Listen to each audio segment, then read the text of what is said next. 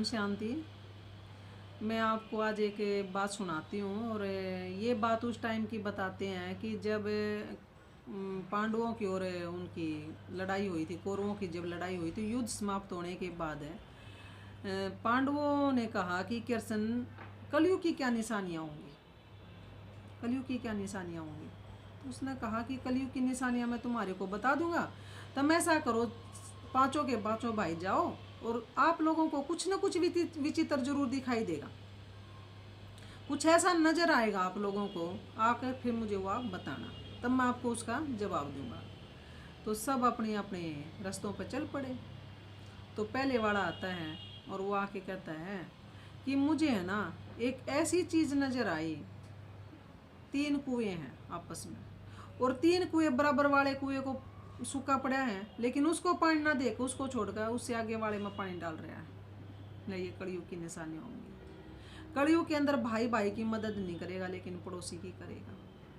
तो आप लोग अपने ही विवेक से सोचना, कहे उड़े पर मत जाना, क्योंकि कहा कुछ भी जाता है लेकिन आपकी नज़र भी तो आजकल सोच रही होगी, देख रही होगी। उस नज़र के हिसाब से आप अपनी बातों को तोलना और देखना और फिर समझना कि भाई उस टाइम पर जब श्री कृष्ण ने ये बातें बताई थी कितनी सच्ची हैं और कितनी झूठी हैं।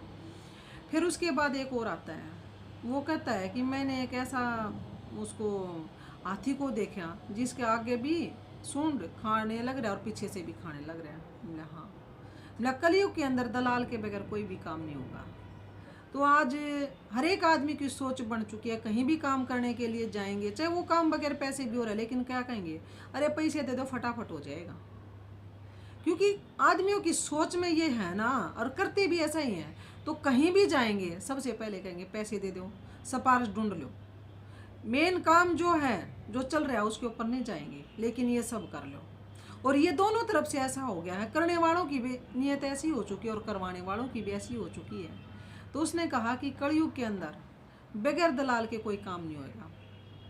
फिर एक आया, उसने कहा कि मैंने एक गाय को देखा, उसने अपने बछड़े को जन्म दिया और सहज करते करते उसको पूरा चाटते चाटते और खा गई। बोला हाँ, ये भी कलयुग की निशानी है। कलयुग के अंदर माताएं अपने बच्चों को ख़त्म करना शुरू कर देंगी। तो क्या आप लोगों की नज़रों में भी ये कुछ असत्य बातें हैं? तो ये भी सब चल रहा है। गर्भ के अंदर कर दिया जाता है, बाहर भी नहीं आने देता है। तो हम कितने गिरावट के अंदर हैं और फिर कहते हैं कि हमने कुछ किया ही नहीं। सारी दुनिया, हम भगवान से क्या छुपा सकते हैं? तो तीसरे ने ये बोला। चौथा आया, उसने आके कहा कि मैंने एक पत्थर को आते हुए देखा और उस पत्थर के ऊपर है, पत्थर ऊपर से गिरता गिरता आ रहा है और एक घास के तिनके के ऊपर आके वो खड़ा हो जाता है। मतलब ये भी कलयुग की निशानी होगी। कलयुग के अंदर धर्म की आड़ में सारे गलत काम होंगे। कलयुग के अंदर धर्म की आड़ में सभी गलत काम होंगे। तो वो आप सोच सकते हो, आप में सोचने की शक्ति है, आप देख सकते हो। फिर एक ने कहा कि मैंने एक ऐसा पक्षी देखा जिसके पंखों के ऊपर निरे तंत्र मंत्र लिखे हुए थे, उड़ता जा रहा था, उड़ता जा रहा था। कलयुग के अंदर हर एक आदमी तंत्र मंत्रों के सारे जिएगा लेकिन अंदर में कुछ नहीं होगा। तो ये सब जो बातें श्री कृष्ण ने उस टाइम पर बताई थी, तो क्या ये सब बातें आज आप लोगों को सच नज़र नहीं आ रही है? और फिर क्या कहा भगवान ने, क्योंकि हर एक की कमी कमजोरी बताने के लिए अगर इंसान की कमी कमजोरी बताएगा तो इंसान के साथ झगड़ा हो जाएगा। ठीक है, आज से पहले अगर मान ले कोई कहता, आज भगवान ने कितना बड़ा टाइटल पतित बताया, सारी दुनिया को पतित बता दिया आके। बाबा ने कहा कि सारी दुनिया पतित हो चुकी है, इसलिए मुझे धरती पर आना पड़ता है। तो अगर ये बात कोई नॉर्मल आदमी आपस में बोलता है तो कैसा लगता? क्या कोई बर्दाश्त करता? नहीं करता ना, क्योंकि वो आदमी की कई बड़ी बातें होती हैं। लेकिन यहाँ पे भगवान ने आके बताया कि तुम सारी दुनिया पतित हो चुकी है, तो फिर उस पतित के ऊपर काम करना शुरू किया कि भाई ऐसा क्या था जो भगवान ने आके इतना इसी बड़ी बात बोल दी।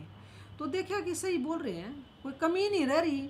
हर एक चीज़ आज के दिन में क्या कहते हैं, कलयुग में भाई किसी चीज़ की कमी नहीं रह रही। किसी भी चीज़ को आप देखने लग जाओ, अच्छी से अच्छी भी मिलने लगी, क्योंकि सतयुग का शुरुआत हो रही है। तो सतयुग की शुरुआत हो रही है, वहाँ पे आपको अच्छी चीज़ें मिल जाएंगी, और कलयुग का अंत हो रहा है, वहाँ पे आपको बुरी से बुरी चीज़ें मिल जाएंगी। तो चीज़ दोनों चल रही हैं, क्योंकि एक नए घर को बनाने के लिए, पुराना घर को ख़त्म करने के लिए नए घर का निर्माण करना जरूरी होता है ना। तो साथ साथ दोनों कार्य चल रहे हैं। हमारा पुराना घर तो बिल्कुल खंडित हो चुका है, जर्जरीभूत हो चुका है, लेकिन भगवान साथ साथ में नए घर का निर्माण भी कर रहे हैं। तो इसी टाइम पर भगवान अपने हीरे मोती बिखारने के लिए आए हैं, और जो जो इस ज्ञान से जुड़े हुए हैं वो निस्वार्थ भाव से आप लोगों तक भगवान का परिचय दे रहे हैं, और आपको हीरे मोती बिखरा रहे हैं राम नाम के। तो आप बिन को लूट लो, जितना जिससे लूटा जाए अपने लूट लो। तो अब एक भजन गाते हैं हम। राम नाम के हीरे मोती, राम नाम के हीरे मोती, मैं बिखराऊं गली गली, ले लो रे कोई राम का प्यारा, शोर मचाऊं गली गली। माया के दीवानों सुन लो, माया के दीवानों सुन लो, एक दिन ऐसा आएगा, धन दौलत और माल खजाना यहीं पड़ा रह जाएगा। सुंदर काया मिट्टी होगी, सुंदर काया मिट्टी होगी, चर्चा होगा गली गली, ले लो रे कोई राम का प्यारा, शोर मचाऊं गली गली। क्यों करता तू मेरा मेरा, क्यों करता तू मेरा मेरा, यहाँ तो तेरा मकान नहीं, झूठे जग में फंसा हुआ है, वह सच्चा इंसान नहीं। क्यों करता तू मेरा मेरा, क्यों करता तू मेरा मेरा, यहाँ तो तेरा मकान नहीं, झूठे जग में फंसा हुआ है, वह सच्चा इंसान नहीं। जग का मेला 2 दिन का है, जग का मेला 2 दिन का है, अंत में होगी चला चली, ले लो रे कोई राम का प्यारा, शोर मचाऊं गली गली। जिन जिन ने ये मोती लूटे, जिन जिन ने ये मोती लूटे, वह तो माला माल हुए, धन दौलत के बने पुजारी, आखिर वह कंगाल हुए।